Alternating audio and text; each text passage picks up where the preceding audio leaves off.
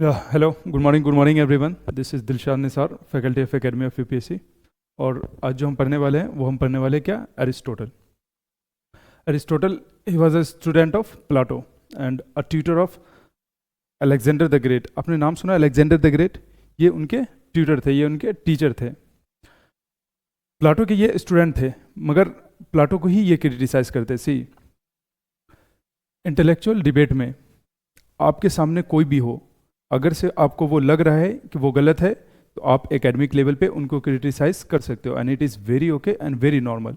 Same काम Aristotle ने किया है। एरिस्टोटल ने क्या किया, अपने ही टीचर को क्रिटिसाइज किया है कि आप बहुत ज़्यादा आइडियलिस्टिक हैं। आपने जो ये दो वर्ल्ड बना दिया है, world of ideas and empirical world, आपने जो ये world of ideas, world of forms establish किया है, जो कि ट्रांसेंडेंटल वर्ल्ड में है, ये आइडियाज़, ये फॉर्म्स, और ये जो एम्पिरिकल वर्ल्ड है जिसको आपने less real manifestation of the transcendental world बता दिया है, ये जो डुअलिज्म आपने इस्टेब्लिश कर दिया है, ये कहीं से भी सही नहीं है।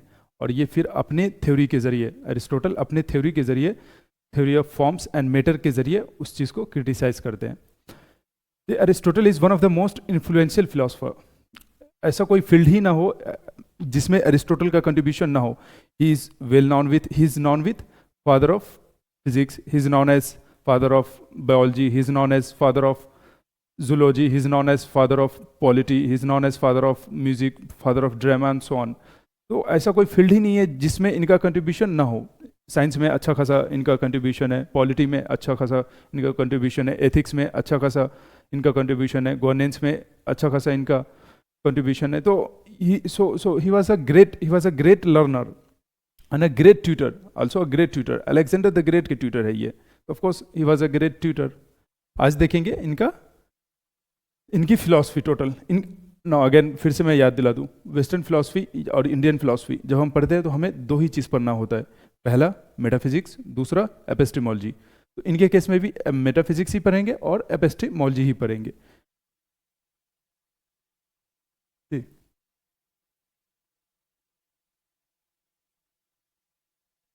एरिस्टोटल की टोटल हम लोग 3 चीज़ें पढ़ेंगे, और उसी से हमारा पूरा, क्योंकि सिलेबस में ही 3 चीज़ें हैं, इसी वजह से हम लोग सिर्फ और सिर्फ 3 चीज़ें पढ़ेंगे। पहला, थ्योरी ऑफ कॉजेजन, जिसे आप लोग 4 कॉजेज के नाम से भी जानते होंगे, जिसे आप लोग 4 कॉजेज के भी नाम से जानते होंगे। दूसरा क्या है, forms and matter, forms and matter. तीसरा क्या है, पोटेंशियलिटी एंड एक्चुअलिटी। काफ़ी रियलिस्ट फिलोसफर है ये, और इनकी फिलोसफी इसीलिए काफ़ी इजी है क्योंकि ये रियलिस्ट फिलोसफर है। ये रियलिटी की बात करते हैं, ये आइडियाज। प्लाटो क्या थे, प्लाटो एक आइडियलिस्ट थे, एरिस्टोटल आइडियलिस्ट नहीं है, ये एक रियलिस्ट है। ये रियल वर्ल्ड की बात करते हैं, रियल चीज़ों पे बात करते हैं। अभी ये 4 कॉजेज जो देंगे, इससे ये बताएंगे कि how this world is form. See, जितने भी फिलोसफर थे उन सबों ने जो पहला क्वेश्चन उठाया था वो क्या उठाया था कि how this world is came into existence, और how object in this world come into existence, and how object that come into existence behave in this world. तो ये सारे चीज़ों का ये जो आंसर है वो इस चीज़ से देंगे। इनसे जो पहले के फिलोसफर थे वो इस चीज़ का जवाब कैसे देते थे, how this world is formed. तो कुछ फिलोसफर कहते थे this world is formed by water, कि जो बेसिक फंडामेंटल यूनिट है ना इस दुनिया को बनाने का, वो क्या है, वो है वाटर। जिस तरह से हमारे शरीर का बेसिक फंडामेंटल यूनिट क्या है, सेल, उसी तरह से फॉर एग्जांपल चेयर का बेसिक फंडामेंटल यूनिट क्या है, एटम। अगेन अभी आप साइंस जो है वो काफ़ी डेवलप कर चुके हैं, अब एटम भी नहीं माना जाता, अब उससे भी नीचे हम लोग जा चुके हैं, इलेक्ट्रॉन प्रोटॉन तक हम लोग जा चुके हैं। सेम वे ये भी कुछ ना कुछ ये अपना देंगे एक्सप्लेनेशन कि ये how this world formed, how the object in this world is formed. तो ये सारी चीज़ें एरिस्टोटल अपने थ्योरी के जरिए देंगे। प्लाटो ने अपने थ्योरी के जरिए दिया था। प्लाटो ने क्या कहा था, प्लाटो ने कहा था आइडिया कम्स फर्स्ट, आइडिया ही से ही ये वर्ल्ड जो बनी है वो किससे बनी है, आइडियाज से। आइडियाज, और वो आइडियाज रहती कहाँ हैं, वो आइडियाज रहती हैं ट्रांसेंडेंटल वर्ल्ड में, इस एम्पिरिकल वर्ल्ड में नहीं। ये जो एम्पिरिकल वर्ल्ड है प्लाटो के अकॉर्डिंग, ये जो एम्पिरिकल वर्ल्ड है it is less real manifestation of the world of ideas, world of forms, and more real, and this empirical world is more real than dream. But अब ये देखते हैं कि ये क्या कहते हैं, एरिस्टोटल क्या कहते हैं अपने थ्योरी ऑफ कॉजेजन के जरिए, जिसमें वो बताते हैं थ्योरी ऑफ कॉजेजन, जिसमें वो 4 कॉजेज देते हैं। Potentiality and actuality. जी, once again theory of causation।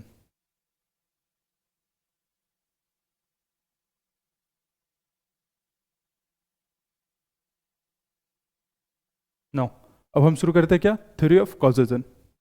The very first theory is theory of causation. ये किस चीज का आंसर देता है, क्या कोई भी जो ऑब्जेक्ट है वो इस वर्ल्ड में जो एग्जिस्टेंस में आता है तो वो आता कैसे है। कोई भी ऑब्जेक्ट आप एक उठा ले और उससे पता करें कि ये अगर से एग्जिस्टेंस में आया तो आया कैसे।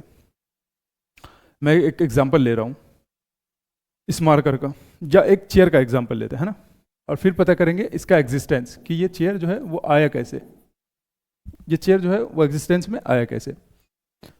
जो सबसे पहला चीज चाहिए चेयर के लिए वो क्या चाहिए, चेयर के लिए क्या चाहिए, वो चाहिए वुड ऑफ कोर्स। जो सबसे पहला चाहिए कोई मटेरियल चीज यानी वुड। तो किसी भी चीज को विजिबल होने के लिए, किसी भी चीज को विजिबल होने के लिए पहला कंडीशन क्या है कि वो किसी उसकी प्रॉपर्टीज मटेरियल होनी चाहिए नेचर में। तो पहला कॉज जो होगा वो क्या होगा, मटेरियल कॉज, कि वो चीजें मेटर से बनी होनी चाहिए जब भी हमें विजिबल होगी। और अगर से वो विजिबल हो रही है यानी ऑफकोर्स वो मटेरियल इन नेचर है। अर्थ से मटेरियल इन नेचर नहीं होता तो वो इनविजिबल होता। For example soul is invisible, हम उसे इनडायरेक्टली, डायरेक्टली या इनडायरेक्टली इन्फ्लुएंस के जरिए हम जानते हैं। माइंड, कॉन्शसनेस, ये सब मटेरियल नहीं है नेचर में। तो इसी वजह से हम क्या करते हैं, इसे इन्फ्लुएंस के जरिए जानते हैं या फिर इनके प्रॉपर्टीज के जरिए जानते हैं कि हाँ ये ऐसा हो रहा है, इसका मतलब कि कोई तो है जो ऐसा कर रहा है। चेयर क्या है, chair is a material thing. तो ये पहला कॉज क्या है कि material cause, it is made up of matter. ये थ्योरी ऑफ कॉजेशन हमने क्या कहा था, 4 कॉजेज, 4 कॉजेज, 4 कॉज है तो 4 चीजों का वो जवाब देंगी। ये आंसर करेंगी किसका, 4 वाइज का। तो पहला तो हो गया चेयर, यानी पहला what it is made of. जब हम क्वेश्चन पूछते हैं what it is made of, तो पहला तो इसका आंसर मिल गया हमें कि भाई ये बना है किससे, मैटर से। It is material in nature, तो मैटर से बना है, that's why it is visible. But now अब मैं दूसरा कॉज आपसे बताऊंगा और आप गेस करना कि ये बना किससे। इसका मटेरियल कॉज क्या हो गया, चेयर का मटेरियल कॉज क्या हो गया, वुड। अब अगर से मैं आपको लकड़ी दे दूं और बोलूं कि देखो ये मैं लकड़ी दे रहा हूं आपको और आप चेयर बना लो, या आप मुझसे पूछो कि ये चेयर कैसे बना, मैं बताऊंगा क्या कि ये बना है लकड़ी से। अब एक क्वेश्चन बताओ, क्या लकड़ी अपने आप चेयर बन सकती है, नहीं बन सकता है ना। लकड़ी कभी भी अपने आप से चेयर नहीं बन सकता, उसको बनाने वाला कोई चाहिए। जब हम चेयर की बात करते हैं, लकड़ी की बात करते हैं, तो इस केस में जो बनाने वाला होता है वो कौन होता है, कारपेंटर। फॉर एग्जाम्पल जब मैं ये बोलूं कि ये जो बोर्ड है ये मटेरियल इन नेचर है और इसको कोई बनाने वाला है, तो of course it is very logical कि हाँ बिना बनाने वाला, तो अगर से इसका कोई बनाने वाला नहीं होता तो इसका कोई एग्जिस्टेंस ही नहीं होता, ये एग्जिस्टेंस में नहीं आता। तो मैं जब ये बोलूं कि ये बोर्ड जो है ये एक material, it is material in nature and someone has made it, तो आप बोलोगे यस, बट इसका जो बनाने वाला है वो कौन है, ऑफ कोर्स कोई इंजीनियर होगा। क्यों, इसमें एक हाई स्किल्स चाहिए। तो दूसरा जो कॉज होता है क्या, वो होता है क्या, एफिशिएंट कॉज। अब कोई भी चीज अपने आप तो एग्जिस्टेंस में नहीं आ सकता ना, उसे कोई ना कोई तो बनाने वाला चाहिए ही। अगर से ये चीज एग्जिस्ट कर रही है, दिस मार्कर हैज एग्जिस्टेंस, तो फिर इसका कोई ना कोई एक बनाने वाला होगा, कोई एफिशिएंट कॉज होगा। तो एफिशिएंट कॉज कौन है, जो से बनाता हो। ये किस चीज का आंसर देता है, ये आंसर देता है who caused it, who caused it, या फिर हु मेड इट। अब जो कहना चाहो वो कह सकते हो। तो इन्होंने 2 सवाल का जवाब दे दिया कि हाँ ये एक चीज है जो कि मटेरियल इन नेचर है और इसे किसी ने बनाया है। अगेन कोई किसने बनाया है, इसको आसानी से ट्रेस किया जा सकता है इसके कंपनी के नाम से, फिर आप वहां से पता कर लेंगे हाँ इस कंपनी ने इसे बनाया। ये बोर्ड, ये चेयर, जितनी भी चीजें हैं उन सब का, ये जो डेस्क टेबल, जितनी भी चीजें हैं उन सब का एफिशिएंट कॉज क्या है, इजिली ट्रेस किया जा सकता है। और कोई भी ऐसा चीज नहीं है इस दुनिया में जिसका कोई एफिशिएंट कॉज ना हो। ये किसके अकॉर्डिंग हम लोग बात करें, एरिस्टोटल के अकॉर्डिंग। बट नाउ एक और सवाल आपसे मैं पूछता हूँ कि मैंने आपको लकड़ी दे दिया और मैंने आपको कारपेंटर भी दे दिया है ना, और फिर आपसे कुछ भी नहीं कहा, तो अब कारपेंटर भी सोचेगा मुझे बनाना क्या है, मेरे पास तो लकड़ी है और कारपेंटर के पास भी वो स्किल्स है। लकड़ी मटेरियल जो पहला कॉस्ट चाहिए, जो पहला चीज़ चाहिए मेटर, हमें हमारे पास मेटर भी है, हमारे पास एफिशिएंट कॉस्ट भी है, कि आपके पास स्किल्स भी है। और आपके पास अगर से आइडिया ना हो कि बनाना क्या है, जो भी चीज़ मैं बनाऊंगा उसका शेप कैसा होगा, जो भी चीज़ मैं बनाऊंगा उसका डिज़ाइन कैसा होगा, तो क्या कोई भी चीज़ बन पाएगा? नहीं बन पाएगा। यानी हमें एक चीज़ तो और चाहिए ही चाहिए, वो क्या? फॉर्म उसका, यानी जिसे हम क्या बोलेंगे? Formal cost. फॉर्मल कॉस्ट यानी फॉर एग्जांपल अगर से हम चेयर बना रहे हैं या कार बना रहे हैं, तो हम क्या करते हैं? पहले उसका क्या बनता है? ब्लूप्रिंट बनाते हैं, उसका डिज़ाइन बनाते हैं, उसका शेप एंड साइज डिसाइड करते हैं, तो ये क्या है? ये फॉर्मल कॉस्ट, जो किस चीज़ का जवाब देगा? कि व्हाट इट इज, कि ये है क्या? व्हाट इट इज, कि ये है क्या? इसका एसेंस। फॉर्मल कॉज किसको बताता है? इसका एसेंस को बताता है। चेयर है तो चेयर का डिजाइन होगा, एक स्पेसिफिक शेप होगी, एक साइज होगा, एक मेजरमेंट के जरिए उसे बनाया जाता है। ऐसा तो नहीं कि रैंडम बना दिया, कहीं से कुछ भी जोड़ दिया और बोल दिया कि ये चेयर है। नहीं, चेयर के भी डिज़ाइन होते हैं ऑफकोर्स। और डे बाय डे हम लोग देख रहे हैं चेयर में भी बहुत सारी वैरायटीज आ रही है। क्यों? क्योंकि डिज़ाइन में चेंज आ रहा है, डिज़ाइन को लोग और बेहतर कर रहे हैं, आइडियाज़ पे काम कर रहे हैं। तो 3 कॉस्ट तो हो गए है ना, formal cost, efficient cost and material cost. मगर एक बात बताओ कि अगर से मैं आपको ये सारी चीजें दे दूं, एक फॉर्म दे दूं,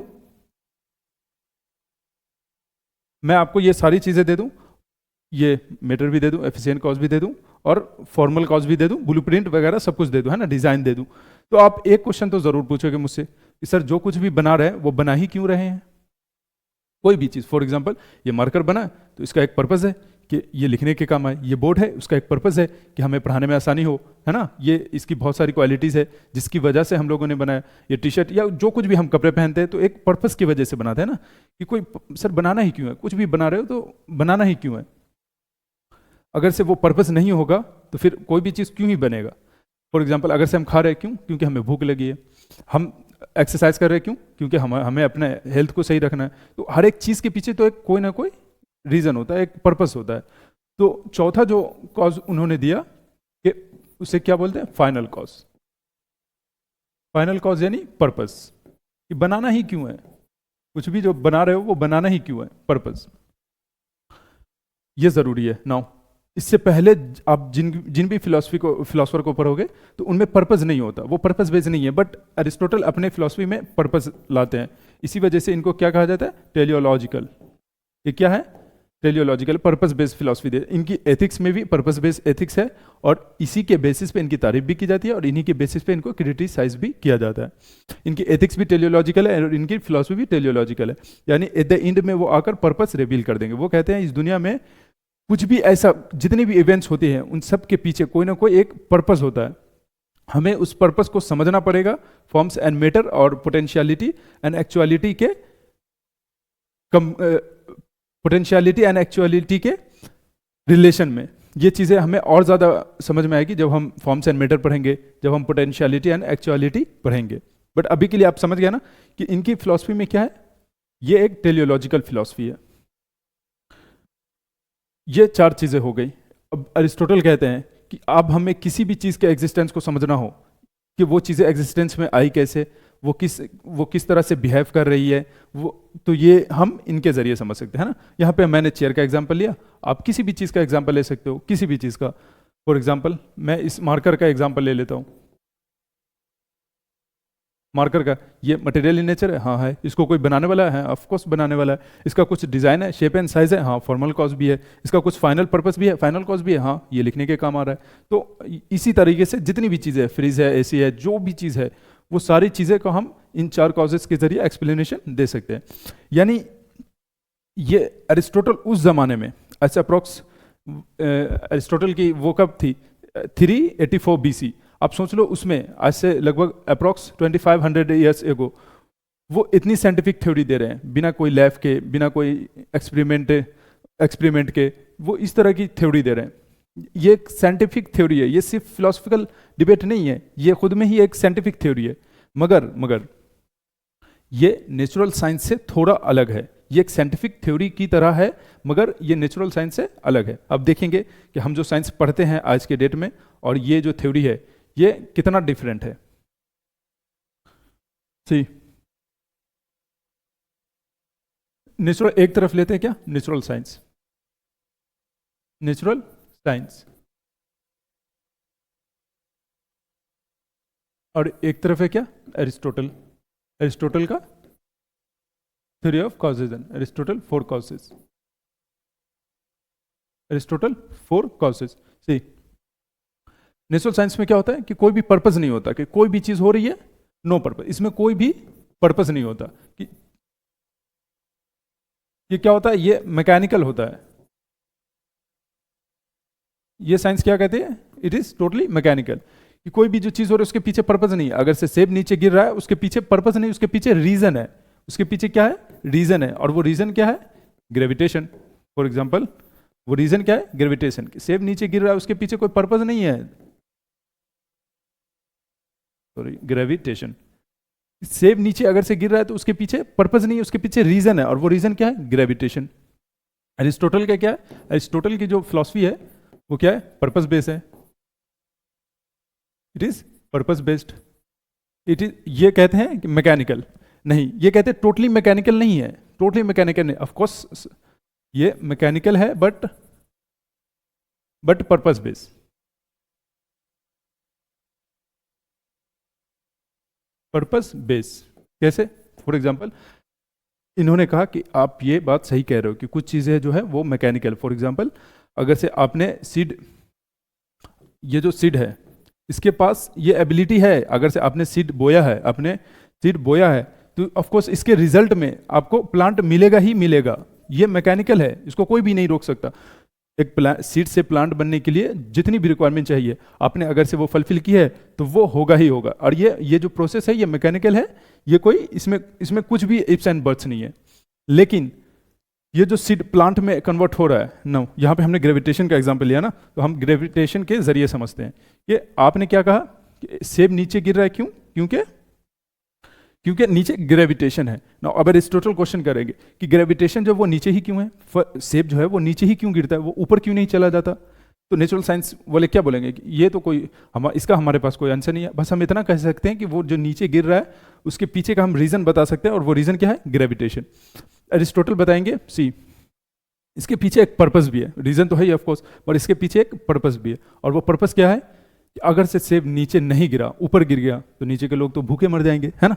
फ्रूट्स अगर से नीचे नहीं आए तो हमारे लिए तो ये और भी दिक्कत हो जाएंगी। तो ये जो वर्ल्ड है, अब एरिस्टोटल का मेन चीज यहां पर इंट्रोड्यूस मैं कर रहा हूं। एरिस्टोटल कह रहे हैं कि ये जो वर्ल्ड है ना, ये एक इंटेलिजेंटली डिजाइंड किया हुआ है, यहाँ जितनी भी चीजें हैं वो इंटेलिजेंटली डिजाइन की गई है, और इसका डिजाइनर कौन है, जो इसका एफिशिएंट कॉज है। फॉर एग्जांपल होल्ड वर्ल्ड, ये पूरी दुनिया को अगर से आप एक ऑब्जेक्ट की तरह ट्रीट करोगे, हम पूरी दुनिया को भी तो एक ऑब्जेक्ट की तरह ट्रीट कर सकते हैं ना। तो जिस तरह से हर एक चीज का कोई ना कोई एफिशिएंट कॉज होता है, तो इस ऑब्जेक्ट, ये जो दुनिया है, इसका भी कोई एफिशिएंट कॉज होगा, और इस एफिशिएंट कॉज को ही हम क्या कहते हैं, God. The actus purus prime mover, जो कुछ भी कहना है वो क्या है, ये गॉड है। अब एरिस्टोटल अपने थ्योरी ऑफ 4 कॉजेस के जरिए एफिशिएंट कॉज में गॉड को इंट्रोड्यूस कर दे रहे हैं कि ये जो पर्पस है ना, इस पर्पस के जरिए जितने भी इवेंट्स हो रहे हैं उनको उस पर्पस के जरिए आप जाने की कोशिश करो। ऐसा कोई इवेंट्स ही नहीं जो बिना पर्पस के हो, और वो क्या करते हैं, इसी 4 कॉजेस के जरिए गॉड को इंट्रोड्यूस कर देते हैं। अगर से आप वर्ल्ड को, पूरे वर्ल्ड को एज अ होल एक ऑब्जेक्ट की तरह ट्रीट करोगे तो उसका भी कोई ना कोई एफिशिएंट कॉज होगा, और वो एफिशिएंट कॉज कौन है, गॉड है। नाउ चौथी चीज, या देख ही लिया हमने, इतना काफी है ना, इतना काफी है। नो गाइस, एक इम्पोर्टेंट अनाउंसमेंट है, और वो अनाउंसमेंट ये है कि टीम की तरफ से, वो ये है कि जब आप फिलॉसफी ऑप्शनल पढ़ते हो ना, तो सबसे ज़्यादा जो आपको दिक्कत आती है वो दिक्कत आती है किसकी, स्टडी मटेरियल की। जब आप बुक पढ़ते हो तो उसकी लैंग्वेज इतनी हार्ड होती है कि आपको शुरू में तो बिल्कुल भी समझ में नहीं आता कि ये है क्या, ये वाकई इंग्लिश है या कोई और ही लैंग्वेज है। तो और प्लस एक उसके लिए, सिर्फ वेस्टर्न के लिए 2 बुक, इंडियन के लिए 2 बुक, सोशियो पॉलिटिकल के लिए पता नहीं 2-3 जगह से सोर्सेस से कवर करने पड़ जाते हैं। इसीलिए एकेडमी ऑफ यूपीएससी ने अपना एक कॉम्प्रिहेंसिव नोट्स लॉन्च करा है। आप मैं it's a must recommended by my side. It is a one stop solution. आप please those who are interested go and buy it. Process मैं बता दूं, प्रोसेस ये है कि आप जाओगे, मैं इस वीडियो के कमेंट्स में टेलीग्राम के लिंक डाल दूंगा, आप उस टेलीग्राम के लिंक पर विजिट करना और उस पर मैसेज करना हाय आई वांट टू परचेस. फिर उसके बाद उधर से एक लिंक आएगा और आप उस लिंक पे जाकर उस पर आपको पेमेंट करना है क्या 500 रुपीज़. और फिर उसके बाद उधर से आपको एक 4 PDF आएगा, एक वेस्टर्न का, एक इंडियन का और एक सोशियो पॉलिटिकल और एक रिलीजियस का. वो चारों के चारों PDF आ जाएंगे और आप उससे पढ़ना. उसमें सिर्फ PYQs नहीं है, उसमें सिर्फ वो जो मटेरियल है ना, हमारा सिलेबस सिर्फ कवर नहीं किया गया है, उसमें PYQs भी कवर किए गए, मॉडल आंसर भी कवर किया गया और एक्सपेक्टेड क्वेश्चन भी दिया गया. फॉर एग्जांपल आप कभी कभी सोचते हो ना कि ये तो PYQs है, इससे क्या होगा, तो एक्सपेक्टेड क्वेश्चन भी दिया रहता है. ऑलरेडी हम लोगों ने दिया है कि इस तरह के क्वेश्चन इस टॉपिक से आ सकते हैं. सो अगर से आप एक सीरियस एस्पिरेंट हो और आप 300 प्लस आपका टारगेट है, then please I must recommend कि आप जाओ. अगर से आप ये 300 प्लस टारगेट करना चाहते हो फिलॉसफी में और एक आसान शब्दों में समझना चाहते हो फिलॉसफी को, फिलॉसफी वो कोई इतना हार्ड है नहीं जितना लोग बना देते. क्यों? क्योंकि जो पढ़ा रहे थे उनको खुद ही फिलॉसफी की नॉलेज नहीं होती, कि ये जो उनको लगता है कि फिलॉसफी एक अलग सब्जेक्ट है और ये जो रियल दुनिया है ये एक अलग सब्जेक्ट है. रियलिटी क्या है कि फिलॉसफी इस दुनिया की ही बात करती है, फिलॉसफी रियलिटी की ही बात करती है. जहाँ तक साइंस नहीं पहुँच पाती, फिलॉसफी वहाँ तक पहुँचती है. समझ रहे हैं? तो फिलॉसफी को लोग इसी वजह से, कुछ लोग नहीं समझ पाते तो उनको कुछ भी कह देते कि नहीं फिलॉसफी पढ़ने की चीज़ नहीं. फिलॉसफी एक बहुत ही इंटरेस्टिंग सब्जेक्ट है अगर से उसे सही जगह से और सही लोगों से सही गाइडेंस के जरिए पढ़ा जाए. तो मैं ये आपसे फिर से रिक्वेस्ट करूंगा, अगर से आप इंटरेस्टेड हैं और एक सीरियस एक्सपीरियंट है तो ले सकते हैं. Thank you. नाउ अब हम मूव करते हैं किस पे? मूव करते हैं theory of forms and matter. जी, फॉर्म्स एंड मैटर. बट इससे पहले थोड़ा सा मैं प्लाटो का रिवाइज करा देता हूँ. सी, जिन्होंने प्लाटो के लेक्चर नहीं देखे, आप जाएं इसी चैनल पे आपको मिल जाएंगे प्लाटो का. अब वो देख लेंगे तो ये आपको ज़्यादा समझ में आएगा, नहीं तो आपको लगेगा कि पता नहीं क्या बातें हो रही है. सी, प्लाटो ने क्या करा था? प्लाटो ने डुअलिज्म एस्टेब्लिश कर दिया था, है ना. उन्होंने क्या कहा था कि ये जो एम्पिरिकल वर्ल्ड है इसमें क्या है, ये तो मटेरियल वर्ल्ड है, ये मैटर है यहाँ, और इसका जो एसेंस है, जो फॉर्म है, जो आइडिया है, वो कहाँ रह रहे? ट्रांसेंडेंटल वर्ल्ड में. वो कहाँ रह रहा है? ट्रांसेंडेंटल वर्ल्ड में. और ये क्या है? एम्पिरिकल वर्ल्ड, है ना, सेंसरी वर्ल्ड. ये EW यानी एम्पिरिकल वर्ल्ड. यहाँ क्या रह रही है? यहाँ मैटर रह रही है, यहाँ फॉर्म रह रहा है. यानी कोई भी चीज, फॉर एग्जांपल यहाँ काउ रह रहा है तो यहाँ काउनेस रह रहा है. काउनेस ये क्या है? ये पर्टिकुलर चीज है, पर्टिकुलर है. और ये काउनेस क्या है? ये यूनिवर्सल है. प्लाटो ने क्या करा कि इसको रियल बताया और इसको लेस रियल बताया. This cow is less real manifestation of the corresponding ideas. कि ये जो काउनेस है उसका ये कॉपी है, लेस रियल. और ये भी ये क्या है? ये कॉपी है, ये पूरा रियल नहीं है. ये क्या है? यूनिवर्सल आइडिया है. For example what it means to be a cow, तो ये क्या है? यूनिवर्सल आइडियाज है. उन्होंने इसके जरिए क्या कर दिया? डुअलिज्म एस्टेब्लिश कर दिया. इस दुनिया में जितनी भी चीजें हैं ना, वो कॉपी है अपने आइडियाज की. और ये आइडियाज कहाँ रह रही है? वर्ल्ड ऑफ ट्रांसेंडेंटल में, ट्रांसेंडेंटल वर्ल्ड में, वर्ल्ड ऑफ आइडियाज में, वर्ल्ड ऑफ फॉर्म्स में. नाउ ये एक, इसे याद रखना है, ये एक यूनिवर्सल है और ये एक पार्टिकुलर है. फॉर एग्जाम्पल पार्टिकुलर, मैं एक पार्टिकुलर हो गया, आप एक पार्टिकुलर हो गया, मगर हम सब एक यूनिवर्सल के अंदर आते हैं, मैनहुड के यूनिवर्सल के अंदर. ये क्या है? पार्टिकुलर. ये क्या है? यूनिवर्सल. अभी हम देखेंगे सेम इसी टॉपिक पर एरिस्टोटल अपने गुरु को क्रिटिसाइज करेंगे. ये क्या है? लेस रियल है. ये क्या है? रियल. नाउ जो यूनिवर्सल होती है ना, वो क्या होती है? एटर्नल होता है. इटर्नल होता है. फॉर एग्जाम्पल डायनासोर जो है वो एक्सटिंक्ट हो चुका है ना, तो क्यों? क्योंकि वो मटेरियल था. पर जो आइडिया था डायनासोर का, वो तो अभी भी है, यानी वो इटर्नल है. और वो हमारे बच्चों तक भी जाएंगी और नेक्स्ट पीढ़ी तक भी जाएंगी, ऐसे 1000 साल बाद तक जाएंगी. डायनासोर का आइडिया जो है वो 1000 साल 2000 साल बाद तक जाएंगी. वो क्या हो गया? वो जो आइडिया है वो क्या है? इटर्नल है. ये आइडिया जो है स्टेटिक है ना, कि इंसान का मतलब जो आज से 2000 साल पहले था, जो आइडिया था, आज भी वही है. तो ये क्या होता है? स्टेटिक होता है, इटर्नल होता है. ये क्या होता है?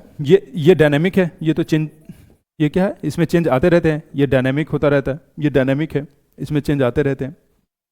अब अरिस्टोटल पूछते हैं इनसे सवाल, और प्लाटो ने इसी आइडियाज को क्या बता दिया कि ये जो आइडिया है कॉनेस का, यही क्या है? यही सब्सटेंस है.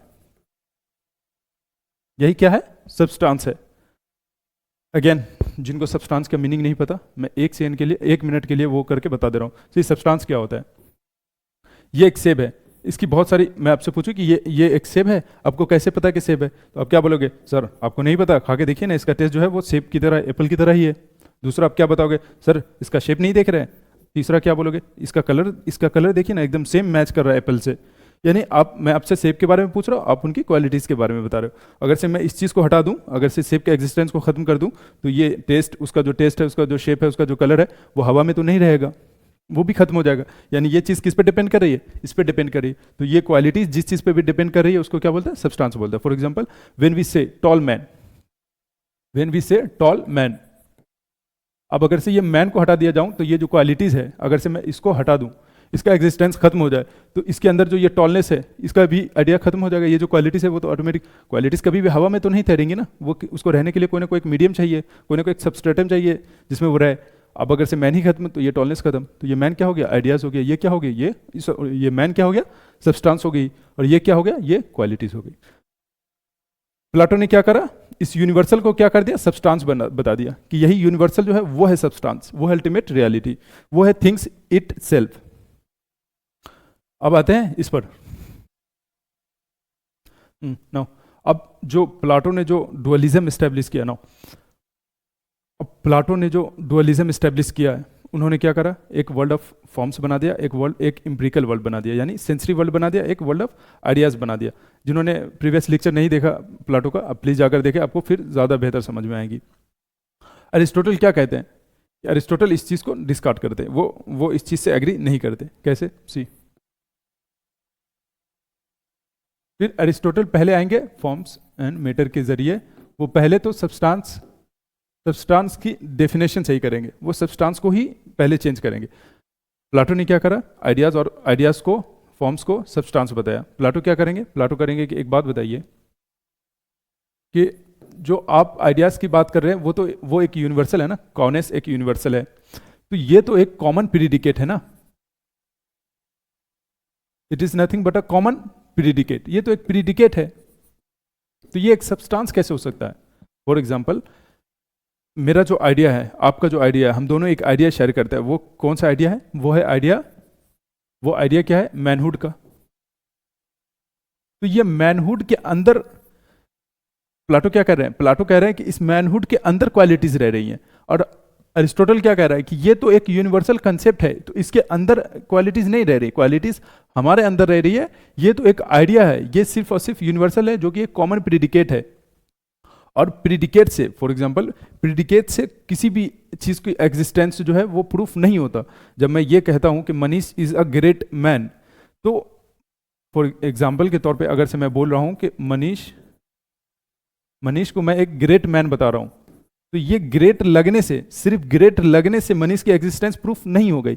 अगर से मुझे प्रूफ करना है कि मनीष रियल में एग्जिस्ट कर रहा है, तो फिर उसके लिए मुझे मनीष को इंडिपेंडेंटली प्रूफ करना पड़ेगा कि हाँ मनीष एग्जिस्ट कर रहा है, और उसके बाद मैं ये कहूँगा कि हाँ he is a great man और नॉट, तो उसके बाद ये आएगा, प्रेडिकेट जो है वो बाद में आएगा। तो पहले तो हम सब्जेक्ट की बात करेंगे ना।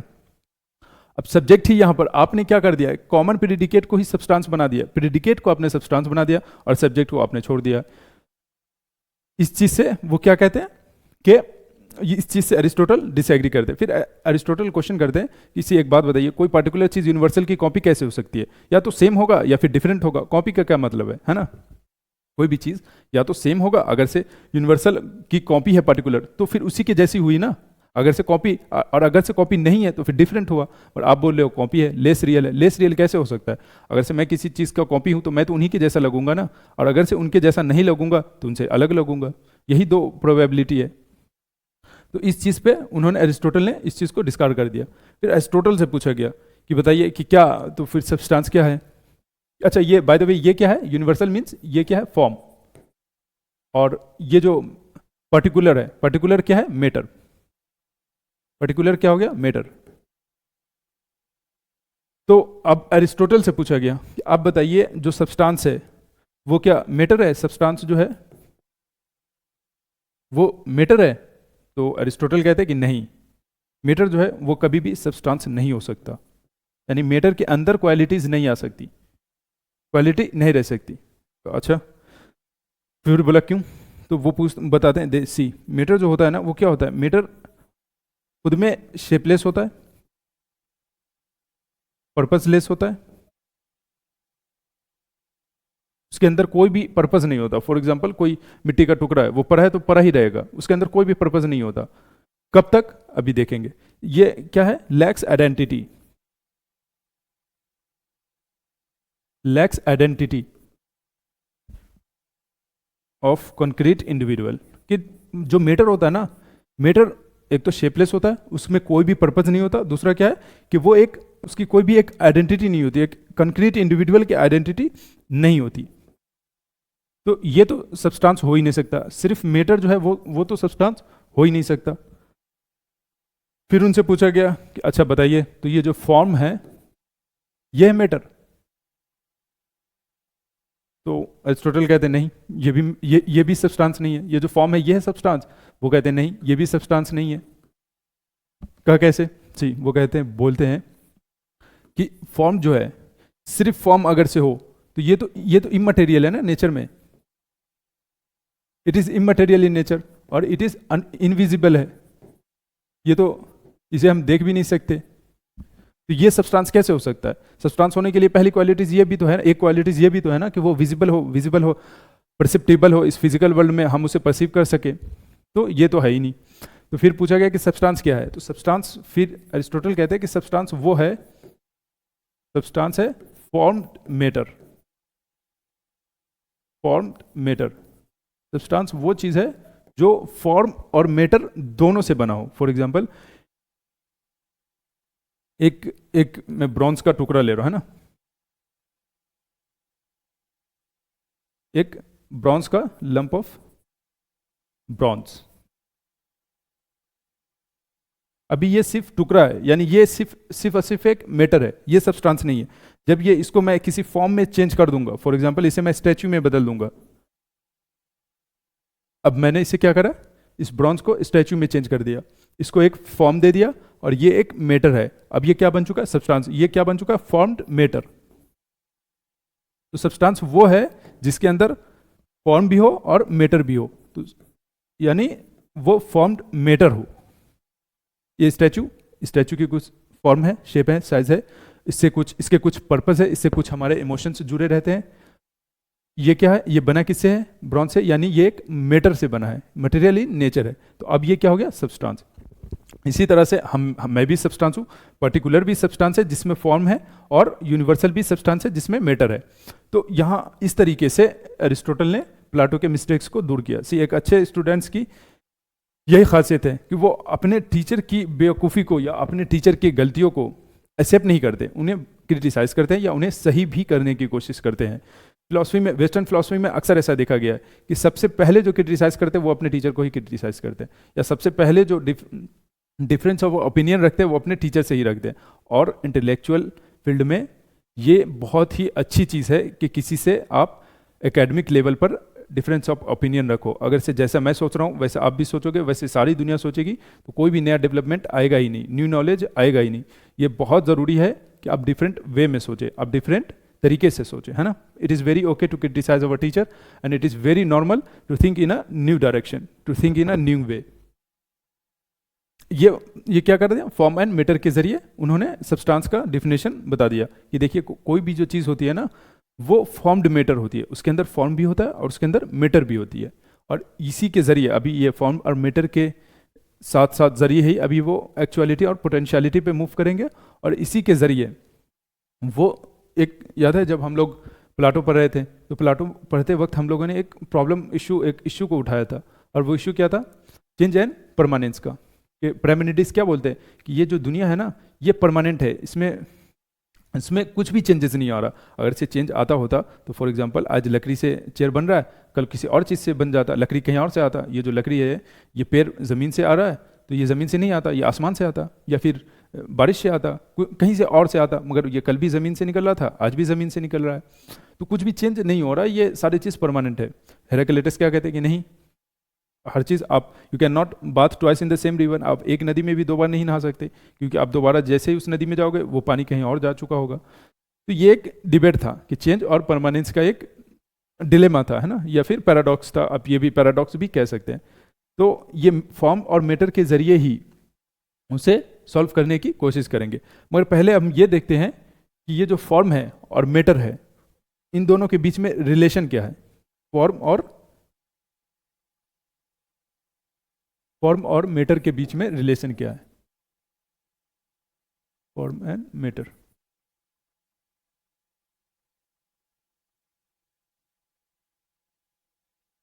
ये क्या है, relation. Okay, relation between form and matter हम ये देख रहे हैं। पहला, मैटर विदाउट फॉर्म। एरिस्टोटल कहते हैं कि मैटर विदाउट फॉर्म, अगर से कोई मैटर है मगर फॉर्म नहीं है तो वो क्या होगा, लैक्स आइडेंटिटी। तो उसकी कोई आइडेंटिटी ही नहीं होगी ना, उसकी कोई कंक्रीट इंडिविजुअल आइडेंटिटी होगी नहीं, कोई इंडिविजुअल आइडेंटिटी नहीं है। मगर सेम मैटर को हम किसी फॉर्म में दे देंगे। फॉर एग्जांपल, अगर से ये लकड़ी का टुकड़ा है और उसको हम कोई खिलौना बना दे, या उसका कोई उसे चेयर में कन्वर्ट कर दे, तो अब उसके अंदर फॉर्म आ चुका है। तो अब क्या होगा, उसके अंदर उसकी आइडेंटिटी होगी ना। वो किस नाम से जाना जाएगा, चेयर नाम से जाना जाएगा। वो किस क्वालिटीज से जाना जाएगा, चेयर की क्वालिटीज से जाना जाएगा। तो matter without form lakhs identity. Now form without matter, form without matter,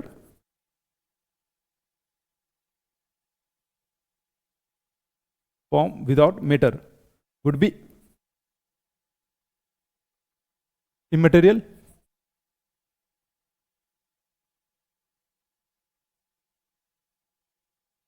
immaterial, and unable to manifest in the physical world,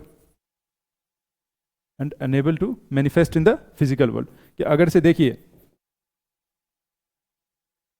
matter है, कोई मैटर है उसमें फॉर्म नहीं है, तो वो तो उसकी तो कोई आइडेंटिटी ही नहीं होगी। और अगर से कोई फॉर्म है, आपने डिज़ाइन बहुत अच्छा बना लिया है मगर उसमें मैटर ही नहीं है। फॉर एग्जांपल, आपने एक घर का डिज़ाइन बनाया और उसमें आपने ईंट दिया ही नहीं, जो भी मटेरियल चीज़ें रिक्वायरमेंट चाहिए थी आपने दिया ही नहीं, तो वो कभी भी एक्चुअलाइज तो होगा नहीं। तो यानी वो क्या होगा, वो विजिबल नहीं होगा। या कोई आइडियाज़ है, कोई फॉर्म्स है जो आपके माइंड में है, मगर वो मटेरियल उसमें आपने कोई भी मटेरियल प्रॉपर्टीज दिया ही नहीं, जो भी उसके लिए मेटर रिक्वायरमेंट है आपने दिया ही नहीं, तो वो क्या होगा, सिर्फ माइंड में ही रहेगा। वो आप इस दुनिया में किसी को दिखा नहीं सकते, unable to manifest in the physical world. इसी के साथ साथ वो बताते हैं कि सी, मैटर और फॉर्म और मैटर में एक और रिलेशन वो बताते हैं। क्वेश्चन आई एम श्योर यहीं से आएगा। एरिस्टोटल कहते हैं कि what becomes is matter,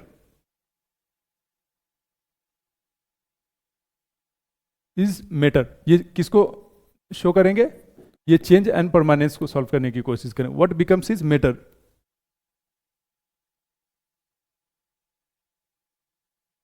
and what it becomes is form, and what it becomes is form। Aristotle क्या बताते हैं, सी, what becomes is matter and what it becomes is form। इसका क्या मतलब हुआ, इसका मतलब ये हुआ कि अभी ये क्या है, ये एक स्टार्टिंग पॉइंट है। फॉर एग्जांपल, एक एग्जांपल ले लेता हूं कि ये एक ब्रॉन्ज का टुकड़ा है ना, लंप ऑफ ब्रॉन्ज है, इसमें अभी कोई भी चेंजेस नहीं आया है, अभी ये स्टार्टिंग पॉइंट है। तो ये किस चीज़ को डोनेट करता है, जब कोई भी चेंज आने से पहले, जब कोई मैटर होता है, मैटर में कोई भी चेंजेस नहीं आता। चेंजेस किस में आते हैं, फॉर्म में आते हैं।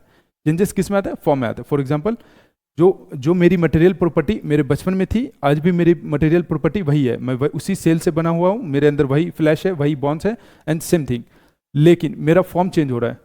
पहले जब मैं आज से बहुत साल पहले, मुझे चाइल्ड कहा जाता था, फिर मुझे टीनेजर कहा गया, अब मुझे एडल्ट कहा जाता है। तो ये मेरा फॉर्म चेंज हो रहा है। और व्हाट बिकम्स इज मैटर, यानी ये अभी भी कोई भी चेंज नहीं हुआ। ये ब्रॉन्ज जो है अभी ब्रॉन्ज का टुकड़ा ही है। ये क्या है, लंप ऑफ ब्रॉन्ज ही है, अभी इसमें कोई भी चेंज नहीं आया। यानी ये किस चीज को डिनोट कर रहा है, बिफोर चेंज, अभी कोई भी चेंज नहीं आया। And what it becomes is form. Now अब इसी ब्रॉन्ज को मैं शेप दे दूं या फॉर्म में ला दूं, तो ये क्या बन जाएगा, स्टैचू बन जाएगा। अब ये क्या हो चुका है, ये एक प्रॉपर फॉर्म हो चुका है, ये एक फॉर्म हो चुका है। इसी के जरिए चेंज किस में आया, चेंज आया मैटर के अंदर। ये क्या है, इसका फॉर्म है, और ये फॉर्म क्या बन चुका है, ये फॉर्म क्या है, परमानेंट है। तो पैरामेनिडीज कहते हैं कि, सॉरी अरिस्टोटल कहते हैं पैरामेनिडीज से किसी, आप जो कहते हो ना कि ये दिस वर्ल्ड इज परमानेंट, आप सही हो किसके कंटेक्स्ट में, मैटर के फॉर्म के कंटेक्स्ट में, कि हाँ चीजें नहीं बदलती है, जो आइडिया ऑफ ट्री है जो कल था आज भी वही है। चेंजेस किस में आते हैं, अंडरलाइंग मैटर में, जिस चीज से वो बना है उसमें चेंजेस आता है। चेंजेस किस में आता है, इसमें। ये जो ब्रॉन्ज का टुकड़ा था वो ऐसा था, मैंने इसमें चेंज लाकर इसे स्टैचू के फॉर्म में चेंज किया, यानी चेंज किस में आया, मैटर में। स्टैचू के फॉर्म में चेंज नहीं आया, चेंज इसमें आया। नाउ अगेन, ये जो फॉर्म और मैटर का रिलेशन है ना, ये जो फॉर एग्जांपल ये एक चेयर है, ये क्या है, ये एक फॉर्म है ऑफ कोर्स, मगर ये सेम फॉर्म मैटर की तरह भी काम कर सकता है। कैसे, ये सेम, ये अभी क्या है, ये एक फॉर्म है, मगर ये फर्नीचर के केस में ये एक मैटर है, क्योंकि फर्नीचर क्या कहते हैं, जिसमें एक बहुत सारे चेयर हो, बेड हो, सोफा हो, अलमीरा हो एंड सो ऑन। तो उसके केस में ये चेयर क्या होगा, ये मैटर की तरह ट्रीट होगा। तो ऐसा फॉर्म एंड मैटर का जो रिलेशन है वो बहुत ही फ्लूइड है, ऐसा स्टैटिक नहीं है, और इसे हम फिजिकल वर्ल्ड में ऐसा सेपरेट करके नहीं दिखा सकते कि ये देखिए ये फॉर्म है और ये देखिए ये इसका मैटर है। हम सिर्फ अपने माइंड में ही डिस्टिंग्विश कर सकते हैं कि चेयर का, अच्छा ये चेयर का फॉर्म था और उसी फॉर्म में हमने इस लकड़ी को ढाल दिया और ये चेयर बन चुका। अगेन, अगर से ये सिंगल चेयर है या कोई सिर्फ चेयर है ना, क्वांटिटी जितनी भी हो, सिर्फ चेयर है तो वो तो ऑफकोर्स वो उसका फॉर्म हो गया। मगर जब हम आइडियाज ऑफ फर्नीचर की बात करते हैं, फर्नीचर भी एक फॉर्म है जिसके अंदर ये एज अ मैटर काम करेगा। और चेंज किस में आता है, चेंज आता है किस में, ऑब्जेक्ट में। ये क्या है, ये एक फॉर्म है। ये चीज, इस चीज को हम थोड़ा सा और क्लियर से करते हैं, इसके जरिए actuality and potentiality and actuality के जरिए चेंज क्या होता है, पोटेंशियलिटी एंड एक्चुअलिटी के जरिए। सी, पोटेंशियलिटी क्या होता है, what something could B, what something could B.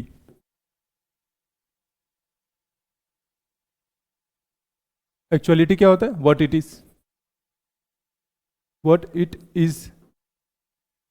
यानी ये किसकी डिबेट है कि कोई चीज क्या हो सकता है और वर्सेस कोई चीज क्या है। फॉर एग्जाम्पल, अगर से मैं हमसे या आपसे किसी से भी पूछा जाए, किसी बच्चे को दिखा दिया जाए, अब पूछा जाए कि क्या ये इसमें एबिलिटी है, ये पोटेंशियल है कि ये ग्रेजुएट बन सके, हम सब कहेंगे हाँ। अगर से वो नॉर्मल माइंड का आदमी है, इफ ही और she possesses normal mind, then of course he can be a graduate. ये क्या हो गया, उसका पोटेंशियल हो गया। Potential means what something could be या what something can become.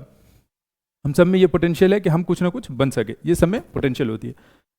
Actuality क्या होती है कि हम अभी क्या है, अभी आपने मास्टर्स करा, ऑफ कोर्स मैंने मास्टर्स करा है फिलॉसफी में, तो मैं मेरे अंदर ये एक्चुअलाइज कर चुका हूँ, मैं मास्टर्स एक्चुअलाइज कर चुका हूँ। अगर से अब मैं पीएचडी करूंगा तो मैं क्या करूंगा, पीएचडी एक्चुअलाइज। अभी मेरे अंदर क्या पोटेंशियल है पीएचडी करने की, ऑफ कोर्स है। आपके अंदर क्या, जितने भी एस्पिरेंट है, क्या पोटेंशियल है आईएएस बनने की, ऑफ कोर्स आप सबके अंदर पोटेंशियल है आईएएस बनने की। क्या आप लोग आईएएस बन चुके हो, नहीं बने हो, अभी एक्चुअलाइज आपका नहीं हुआ है। अब इसके बीच में ये डिफरेंस समझिए, एक्चुअलिटी पोटेंशियलिटी क्या होता है। अब इससे चेंज को हम वो करते हैं, डिनोट करते हैं। सी, ये कहते हैं इसके जरिए क्या कहते हैं कि मैटर जो है ना, जो मैटर है ना, मैटर के अंदर पर्पस नहीं होता, कोई भी पर्पस नहीं होता। इसके अंदर कोई भी शेप नहीं होता, शेपलेस, फॉर्मलेस। लेकिन इसके अंदर एक अच्छी बात होती है, और वो क्या है, वो ये है पोटेंशियल। इसके अंदर पोटेंशियल होती है to become anything. For example anything कैसे, सी, मैं एक ब्रॉन्ज का ही एग्जाम्पल ले रहा हूं, आप चाहे तो वुड का भी ले सकते हैं ना, मैं वुड का ही एग्जाम्पल ले लेता हूं। सी, हमने क्या लिया, वुड। ये क्या है, ये एक मैटर है। अब इसके अंदर क्या क्या पोटेंशियल है, इसके अंदर पोटेंशियल, क्या चेयर बनने की पोटेंशियल है, ऑफ कोर्स है। क्या इसके अंदर बेड बनने की पोटेंशियल है, ऑफ कोर्स है। क्या इसके अंदर सोफा बनने की पोटेंशियल है, ऑफ कोर्स है। यानी ये क्या है, ये एक मैटर है और ये इसकी क्या है, ये पोटेंशियल है ये बनने की। अभी ये बना नहीं है, जब ये बन जाएगा तब उसे हम क्या बोलेंगे, एक्चुअलाइज हो चुका है। अभी ये मैटर है, इसमें अभी चेंज नहीं आया, जब इस मैटर में चेंज आएगा तब किसी फॉर्म में ये जाएगा और ये उस फॉर्म में ढल जाएगा, और तब हम बोलेंगे कि चेंज आ चुका है, इस मैटर में चेंज आ चुका है, इस मैटर में चेंज आ चुका है। अभी ये एक्चुअलाइज नहीं हुआ है। जब चेंज क्या है, जब कोई चीज अपने पोटेंशियल की तरफ मूव करती है, अपने पोटेंशियल की तरफ, जब कोई मैटर अपने पोटेंशियल की तरफ अचीव मूव करती है तब चेंजेस आते हैं। जब वो एक्चुअलाइज हो जाता है, जब वो पोटेंशियल से एक्चुअलाइज हो जाता है, फॉर एग्जांपल इसकी पोटेंशियल है चेयर बनने की, जब ये मैटर चेयर में चेंज हो जाएगा तब हम क्या बोलेंगे कि चेंज आ चुका है, चेंज हो चुका है। ऐसा ही जितनी भी इसकी पोटेंशियल है नाउ। लेकिन एरिस्टोटल जो है ना, वो पोटेंशियलिटी को कभी भी डिफाइन नहीं करते, वो पोटेंशियलिटी को कभी भी डिफाइन नहीं करते। वो क्यों? सी, वो कहते हैं पोटेंशियलिटी जो है ना वो अनडिफाइनेबल है, इनडिफाइनेबल है। कैसे? वो पोटेंशियलिटी का मीनिंग क्या है? वो कहते हैं कि सी, पोटेंशियलिटी को हम कभी भी डिफाइन नहीं कर सकते। क्यों? सी, एग्जाम्पल ले रहा हूं मैं ब्रॉन्ज का। इस ब्रॉन्ज में क्या क्या बनने की एबिलिटी है? इसमें एक तो स्टैचू बनने की एबिलिटी है, इसमें पोटेंशियल है। एक इसमें हेलमेट बनने की स्टेबिलिटी पोटेंशियल है, और इसमें पोटेंशियलिटी है बॉल बनने की भी, इसमें पोटेंशियल है स्वॉर्ड बनने की भी। तो ये इतनी सारी चीजें इसमें बनने की क्या है, पोटेंशियल है। लेकिन अभी हम ये नहीं कहेंगे, जब तक ये बन नहीं जाएगा हम ये नहीं कहेंगे कि इसमें ये पोटेंशियल थी। जब तक ये एक्चुअलाइज नहीं हो जाएगा तब तक हम नहीं कहेंगे कि इसमें कोई भी इनमें से कोई भी पोटेंशियल था। क्यों? जी, अगर से हम लॉजिक टाइम के हिसाब से देखें ना, है ना, if we look into this matter according to time, और टेम्पोरल सेंस में जब हम देखेंगे तो हमें लगेगा कि पोटेंशियल जो है ना वो पहले आता है। Potential is prior to actuality. ये किसके कंटेक्स्ट में? ये टाइम के कंटेक्स्ट में। कि हमें तो देख लिया ना, हमने देख लिया कि ये एक लकड़ी है, और इस लकड़ी से चेयर भी बनाया जा सकता है, इस लकड़ी से बेड भी बनाया जा सकता है, इस लकड़ी से सोफा भी बनाया जा सकता है। लेकिन हम टाइम के सेंस में तो ये कह सकते हैं, लेकिन मेटाफिजिक्स के सेंस में नहीं कह सकते। मेटाफिजिकल सेंस में हम इसे नहीं कह सकते। क्यों? क्योंकि सी, इसमें इस ब्रॉन्ज में क्या क्या पोटेंशियल है ये हमें कैसे पता चलता है? जब ये एक्चुअलाइज हो जाता है तब। इसीलिए जब तक ये अपने फॉर्म में एक्चुअलाइज नहीं हो जाएगा, जब तक ये मैटर अपने फॉर्म में एक्चुअलाइज नहीं हो जाएगा, हम इसे नहीं कह सकते कि इसमें ये पोटेंशियल थी। यानी जब तक दूध से दही नहीं बन जाता हम ये नहीं कहेंगे कि दूध में दही बनने की पोटेंशियल थी। जब तक लकड़ी से चेयर नहीं बन जाता हम ये नहीं कह सकते कि उस लकड़ी में चेयर बनने की पोटेंशियल थी। अरिस्टोटल इसीलिए उसको डिफाइनेबल, पोटेंशियलिटी क्या है? What something could B. लेकिन अभी तो ये जो मैटर, ये जो ब्रॉन्ज है, ये तो सिर्फ अभी मैटर ही है ना। व्हाट समथिंग कुड बी, कोई क्या बन सकता है, कोई क्या हो सकता है। वर्सेस अभी ये क्या है? ये एक मैटर है, यानी अभी कुछ बना ही नहीं है। तो जब कुछ बना ही नहीं है तो आप कैसे कहोगे कि इसमें ये पोटेंशियल है? जब वो अचीव, फॉर एग्जांपल आप में पोटेंशियल है कि आप एक आईएएस बन सकते हो, लेकिन आपने अभी तक क्रैक नहीं किया, यूपी मैन से आपने क्रैक ही नहीं किया। तो जब तक आप जॉब पे, जब तक आप पोस्ट पे नहीं आ जाते, हम ये नहीं मानेंगे कि आप में वो पोटेंशियल है। जिस दिन आप बैठ जाओगे तब हम मानेंगे कि हाँ आप में वो पोटेंशियल थी। ये मेटाफिजिकल कंटेक्स्ट में अरिस्टोटल इसी को यूज करते हैं, मेटाफिजिकल मीनिंग को ही। इसी पोटेंशियलिटी क्या है? पोटेंशियलिटी है व्हाट समथिंग कुड बी, है ना, कि कोई क्या हो सकता है। लेकिन व्हाट समथिंग कुड बी, लेकिन अभी तो वो कुछ है ही नहीं। अभी वो क्या है? What something could B. और अभी वो क्या है? अभी एक मैटर है, मैटर है। अब मैटर क्या होता है? मैटर होता है शेपलेस। मैटर क्या होता है? शेपलेस, लैक्स आइडेंटिटी और फॉर्मलेस, और इसके अंदर कोई पर्पस भी नहीं होता। तो आप इसको कैसे डिफाइन करोगे? आप इसका कैसे आप कैसे बताओगे इसका पोटेंशियल? ये तो खुद में ही इनडिटर्मिनेट है, अनऑर्गेनाइज्ड है, तो आप इसको कैसे डिफाइन करोगे? पोटेंशियल किसी भी मैटर का मैटर का आप नहीं डिफाइन कर सकते, पोटेंशियल नहीं डिफाइन कर सकते। कैसे? क्योंकि ये तो खुद में ही अनऑर्गेनाइज्ड है, और अनऑर्गेनाइज्ड है, इनडिटर्मिनेट है, लैक्स क्वालिटी, इसके अंदर कोई भी क्वालिटीज भी अभी नहीं है। तो इसीलिए हम मैटर की क्वालिटीज नहीं बताते, हम मैटर को डिफाइन नहीं करते। हम किसको डिफाइन करते हैं? एक्चुअलिटी को देखकर फिर हम ये डिसाइड करते हैं कि हाँ इसमें ये पोटेंशियल थी। जब तक ये एक्चुअलाइज नहीं हो जाएगा तब तक इसको हम नहीं कह सकते कि इसमें ये पोटेंशियल थी। यानी एक्चुअलिटी, मेटाफिजिकली एक्चुअलिटी पहले आती है और पोटेंशियलिटी बाद में आती है। मगर जब हम टाइम के कंटेक्स्ट में देखते हैं तो ऑफ कोर्स हम ये कह सकते हैं कि हाँ टेम्पोरल सेंस में कि हाँ पोटेंशियल जो है इसमें है, यानी potentiality is prior to actuality in the sense of time. But when it comes to metaphysics, actuality is prior to potentiality. ये याद रखने की चीज़ है जब भी आप क्वेश्चन आंसर इसके कर पाओगे। और यही चेंज को वो कैसे डोनेट करते हैं कि जब कोई चीज़ अपने पोटेंशियल से एक्चुअलाइजेशन, अपने पोटेंशियल को अचीव करता है और एक्चुअलाइज होता है, जब ये मैटर किसी चीज़ में एक्चुअलाइज होगा, किसी फॉर्म में एक्चुअलाइज होगा, तब क्या आएगी? चेंज आएगी, है ना। चेंज किस में आता है? मैटर में। फॉर्म जो है वो सेम रहेगा, फॉर्म जो है वो सेम रहेगा। फॉर एग्जाम्पल जो चेयर का फॉर्म है उसमें तो चेंज नहीं आएगा ना, जो चेयर का फॉर्म है, जो एसेंस है चेयर का, वो तो उसमें तो चेंज नहीं आएगा, वो तो वैसा ही रहेगा। मगर चेंज किस में आ रहा है? मैटर में। क्यों? क्योंकि वुड में चेंज लाकर हम उस वुड को चेयर के फॉर्म में चेंज कर रहे हैं, है ना, या ढाल रहे हैं। तो चेंज किस में आ रहा है? चेंज आ रहा है मैटर में। परमानेंट क्या है? फॉर्म। इसी तरह से उन्होंने दोनों को संतुष्ट कर दिया, है ना, कि आप भी सही हो, चेंज इज ऑल्सो रियल और परमानेंस इज ऑल्सो रियल, कि this world is both change and permanence. मगर चेंज किस में आ रहा है? मैटर में। परमानेंस कौन है? फॉर्म। हमेशा याद रखना। और दूसरी चीज प्रायर क्या है? मेटाफिजिकली इंपोर्टेंस किसको दिया गया? प्रायोरिटी किसे दी गई? एक्चुअलिटी को। कि जब तक एक्चुअल कोई भी चीज अपने फॉर्म में एक्चुअलाइज नहीं हो जाता, हम ये नहीं मानेंगे कि उसमें ये पोटेंशियल थी, है ना। अब no that's all for today. अब थोड़ा सा PYQs देख लेते हैं ना, कि इससे किस तरह का PYQs आता है। PYQs आप जितना भी देखोगे ना, इसमें PYQs में कोई भी दम नहीं होगा। एरिस्टोटल क्योंकि एक रियलिस्ट फिलोसफर है, तो ऑफ कोर्स इनके PYQs काफ़ी इजी होते हैं, काफ़ी आप इजीली कर लोगे, बट फिर भी एक दो डिस्कस कर लेते हैं। Just a second, let me show you.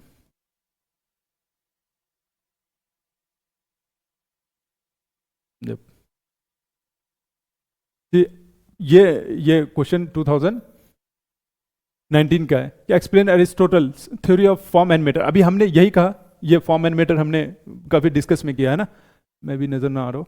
Form and matter को अभी हमने डिस्कस किया कि फॉर्म क्या है और ये मैटर क्या है। उसके जरिए वो क्या करते हैं? सब्सटेंस को डिफिनेशन देते हैं, और जो कुछ भी है वो फॉर्म एंड मैटर।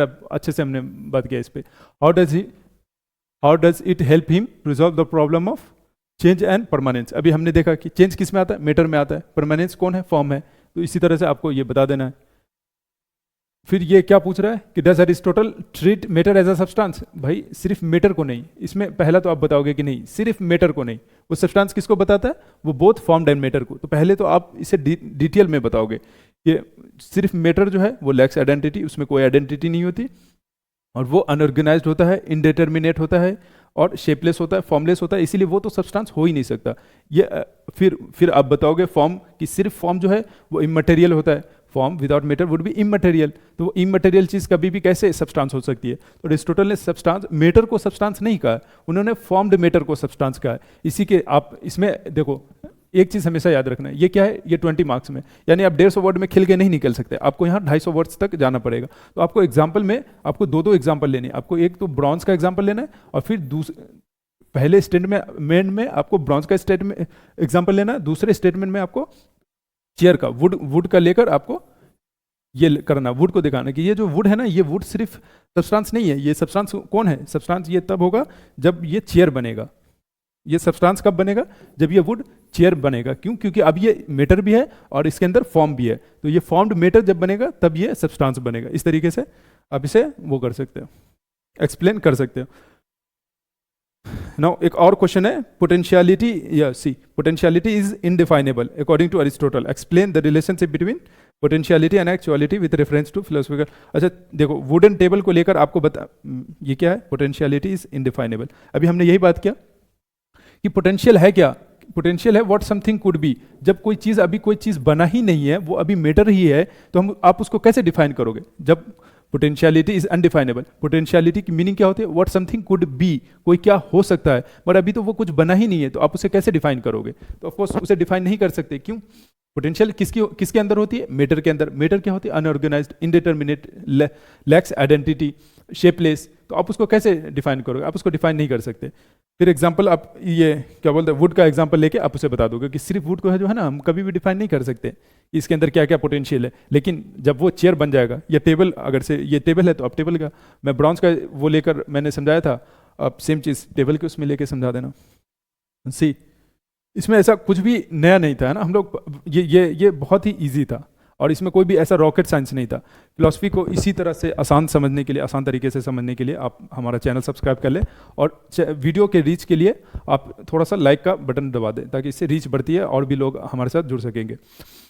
और दूसरा चीज़, मैं ये रिक्वेस्ट करना चाहूँगा, आप एक मरतबा ज़रूर स्टडी मटेरियल खरीदें इस एकेडमी ऑफ यूपीएससी का। ये आपके जर्नी में काफ़ी हेल्पफुल होगा, फिलॉसफी के लिए काफ़ी हेल्पफुल होगा, क्योंकि फिलॉसफी के बुक्स मैंने ऑलमोस्ट जितनी भी बुक्स हैं ना, मैंने सारे पढ़ रखे हैं, और उन सब के लैंग्वेज मैं जानता हूँ अच्छे से कि वो कितने टफ लैंग्वेज में होती है। पहली मरतबा आप पढ़ोगे, आपको 100%, 90% मैं कह रहा हूँ कि आपको कुछ भी नहीं समझ में आएगा। आप 10% ही समझ पाओगे, 90% नहीं समझ पाओगे। इसीलिए आप अगर से इजीली वे में समझना चाहते हो फिलॉसफी को, तो प्लीज़ इसे एक मरतबा ज़रूर कर दें, है ना। इसके जो भी स्टडी मटेरियल है, ये आप इसे ज़रूर कर दें। इसके अंदर उसके अंदर सिर्फ PYQs नहीं है, इसके अंदर सिर्फ सिलेबस नहीं है, बल्कि एक्सपेक्टेड क्वेश्चन भी है कि किस तरह के क्वेश्चन आते हैं, किस तरह के क्वेश्चन आएंगे, है ना। Now that's it for today. Thank you, take good care of yourself, bye bye, जय हिंद।